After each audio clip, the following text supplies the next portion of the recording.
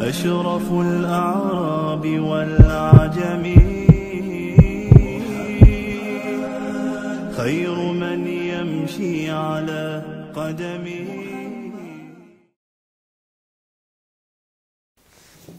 الحمد لله وحده والصلاة والسلام على من لا نبي بعده أما بعد. Assalamu alaikum wa rahmatullahi wa barakatuh. Après avoir vu les réponses des Qurayshites au prophète d'Allah sallallahu alayhi wa sallam et à la da'wa du prophète d'Allah alayhi salatu wa salam, nous allons reprendre le cours de notre histoire. Les Qurayshites, on l'a vu, ont tout essayé pour tacler la da'wa du prophète d'Allah sallallahu alayhi wa sallam. Si on revoit depuis le début, ils ont essayé de plaider la cause du prophète d'Allah, de plaider leur cause auprès de Abu Talib. Ils ont essayé d'insulter le prophète d'Allah sallallahu alayhi wa sallam, de lancer de fausses accusations contre le prophète d'Allah sallallahu alayhi wa sallam. Ils ont essayé de l'acheter, ils ont essayé de le corrompre, ils ont essayé de l'amadouer et à la fin ils n'en pouvaient plus. À la fin ils n'en pouvaient plus et donc ils ont commencé les persécutions physiques contre les Sahaba radiyallahu ta'ala anhum, mais aussi malheureusement à l'encontre du prophète d'Allah sallallahu alayhi wa sallam. Et donc après ça, c'était extrêmement compliqué. Rappelez-vous, au tout début, il y avait wahi, puis 3 ans de da'wa privée, puis après, da'wa publique et ouvert, c'est accompagné d'une accentuation des persécutions et de l'islamophobie causée par les Quraysh. On a vu, les tentatives d'intimidation, etc. de la part des kuffars. Malgré les difficultés, on a quand même des conversions à l'islam. Malgré les difficultés, ils voient bien que le message prend. Et à ce moment-là, l'animosité se cristallise. La situation devient vraiment difficile. Nous sommes alors, on va dire, à la 5e année de la prophétie. On n'est pas encore à l'hégire. -7, -8 de l'hégire, 5e année de la da'wa, 5e année de la prophétie. 2 calendriers différents. La première, c'est à partir du moment de Hira, à partir du moment où le prophète d'Allah sallallahu alayhi wa sallam, il a le premier message. Et le deuxième calendrier qui n'a pas encore commencé, c'est le calendrier de l'hégire, qui bien sûr commencera au moment de l'émigration, à partir du moment où ils arriveront à Médine. Et donc on est encore à Makkah, 5e année de l'islam.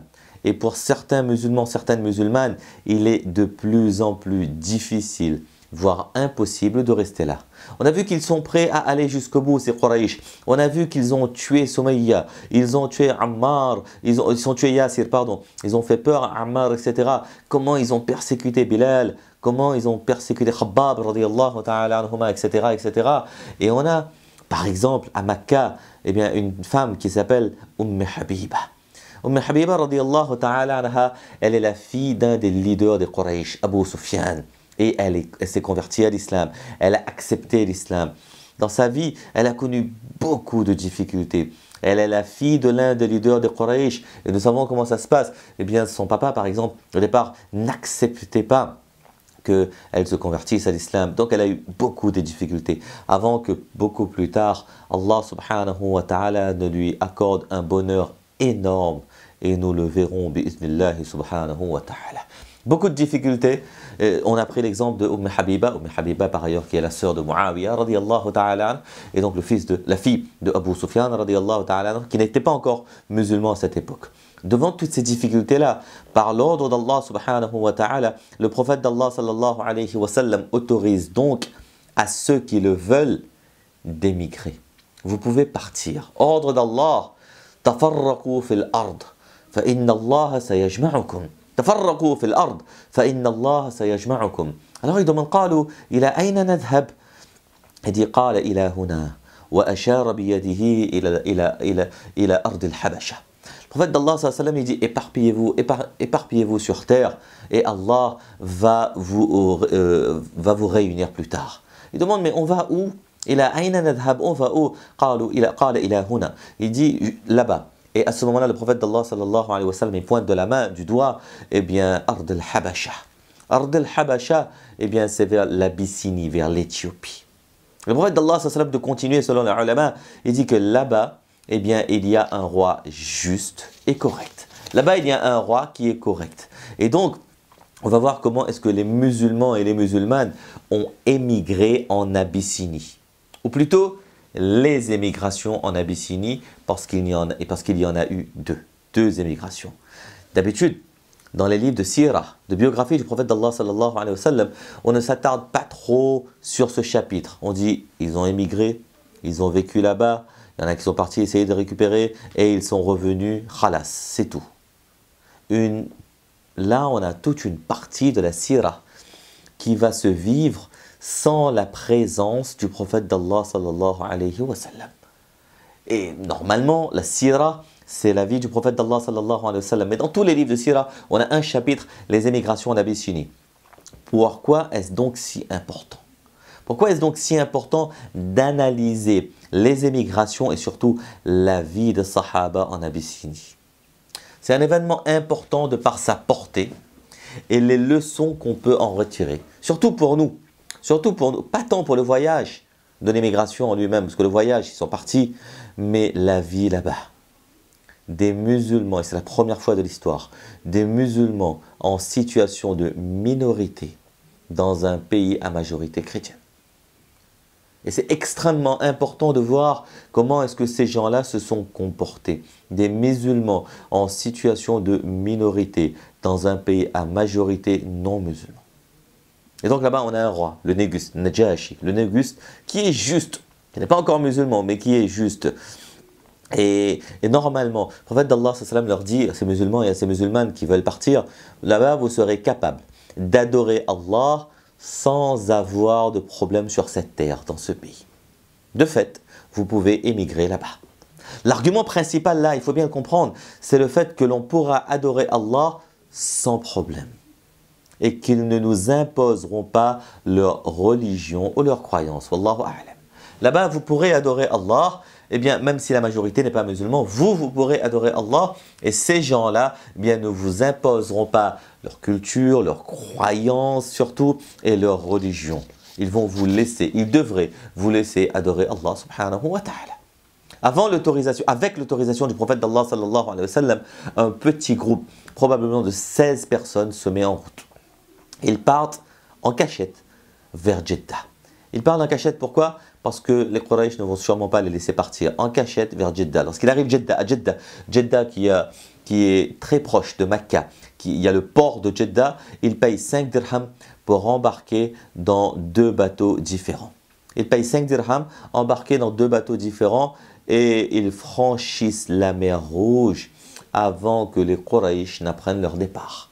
Là, ils partent en cachette, en catimini. Ils partent et ils vont franchir la mer Rouge sur des bateaux avant que les Qurayshites n'apprennent leur départ. Lorsque les Quraysh apprennent qu'il y a des gens qui se sont sauvés parmi les musulmans et qui habitent ici, les Mécois, eh bien ils ont tout essayé. Ils ont essayé d'empêcher, mais c'était trop tard. La question qu'on se pose là, c'est pourquoi empêcher? Alors qu'ils ne veulent pas qu'ils vivent leur islam, tant qu'à faire, s'ils partent, c'est mieux. Eh bien, il y a plusieurs sentiments, plusieurs explications. La première chose, premier élément d'explication, c'est la honte. Ils sont peut-être honteux que, eh bien, il y ait des gens qui vont partir ailleurs dans un pays, l'Abyssinie. C'est très loin et c'est pas de notre monde. Ils vont partir là-bas et ils ont honte parce que lorsqu'ils vont arriver là-bas, ils vont dire que les Quraysh ne nous laissent pas vivre tranquillement, etc. Il y a la honte. Deuxièmement, il y a ce sentiment de frustration. On a essayé de tout faire et ils ont quand même réussi à partir. Troisièmement, peut-être la jalousie. Parce que eux maintenant, la jalousie c'est, eh bien, on veut pas qu'ils ont ce qu'ils ont, eh bien, ils vont avoir la sérénité, la tranquillité de la vie, on n'est pas d'accord. Et il y a d'autres éléments que les ulama nous ont dit, par exemple, eh bien, il y en a qui disent, il y a des ulama qui nous ont écrit que, eh bien, parmi les Quraysh, il y en a qui étaient, comment dirais-je, ils étaient sûrs de ce qu'ils étaient en train de faire. Pour eux, ils étaient sur la voie droite. Et il fallait absolument, ils étaient quelque part, excusez-moi le terme, sincères dans leur démarche. Quelque part, même s'ils se trompaient dans la manière de faire, il fallait empêcher les musulmans et les musulmanes d'avoir cette nouvelle croyance. Il fallait les laisser sur la croyance de nos parents et de nos grands-parents, etc. Et donc, ils ne voulaient surtout pas que ces musulmans partent et aillent adorer leur Dieu ailleurs et peut-être même, eh bien, propager ce message ailleurs. Il fallait absolument, eh bien, arrêter arrêter tout de suite cette histoire-là. Donc les Quraysh, ils ont tout essayé pour les empêcher, mais pour l'instant, ils ne peuvent pas. Dans ce groupe, il y avait des gens connus, dans ce groupe de musulmans, de 16 musulmans qui sont partis. Par exemple, il y avait Othman bin Affan, radiyallahu ta'ala, il y avait Ruqayya, la fille du prophète d'Allah, radiyallahu anha, il y avait Abdurrahman bin Auf, il y avait Zubair bin Awam, il y avait Mus'ab bin Umair, il y avait Salama, radiyallahu ta'ala, etc., etc. Et c'est un groupe qui est parti, qui a vécu en Abyssinie pendant quelques temps. Ce petit groupe-là, eh bien, il va revenir assez rapidement à Mecca.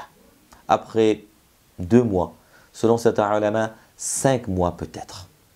Pourquoi est-ce qu'ils sont revenus? Parce que là-bas, vous savez, il n'y avait pas d'email, il n'y avait pas de réseaux sociaux, il n'y avait pas de... C'était compliqué. Ils avaient entendu une rumeur. Ils étaient loin. Ils voulaient revenir. Ils voulaient voir le prophète d'Allah, sallallahu alayhi wa sallam. Mais ils avaient entendu une rumeur que les Quraysh avaient accepté l'islam. Et ils se disent que si les Quraysh ont accepté l'islam, khalas, il n'y a plus de problème, donc on peut repartir. Quelque chose s'était effectivement passé. Et on le reverra plus tard, Inch'Allah. Qu'est-ce qui s'est passé? Mais ce petit quelque chose-là, de fil en aiguille, vous savez comment ça se passe? C'est ce qu'on appelle parfois, malheureusement, le téléphone arabe. Eh bien, à l'époque, il n'y avait pas d'email, il n'y avait pas de journaux. Eh bien, une caravane a dû passer et a donné une fausse nouvelle.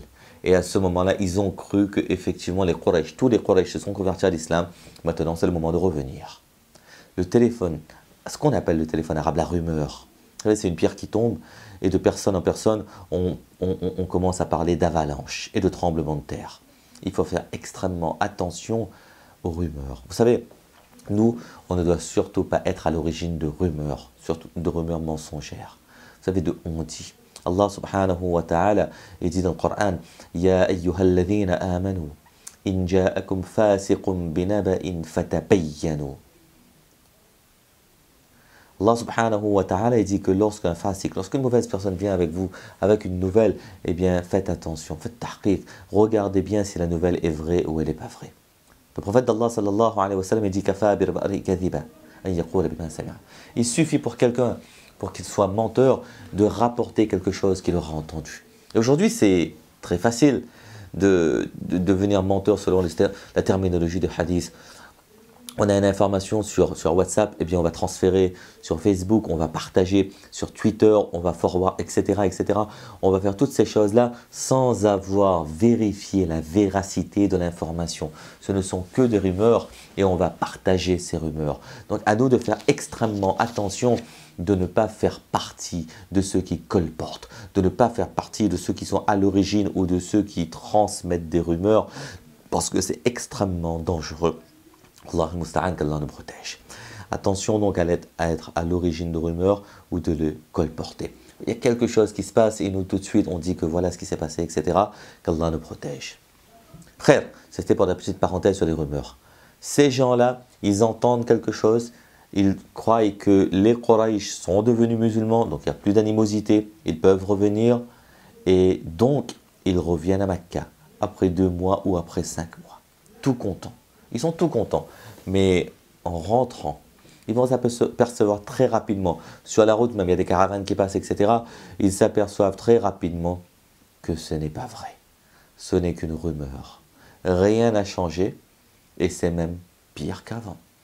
Rien n'a changé et c'est même pire qu'avant. À ce moment-là, qu'est-ce qu'ils vont faire? Eh bien, on va le voir plus tard, bi'iznillahi subhanahu wa ta'ala.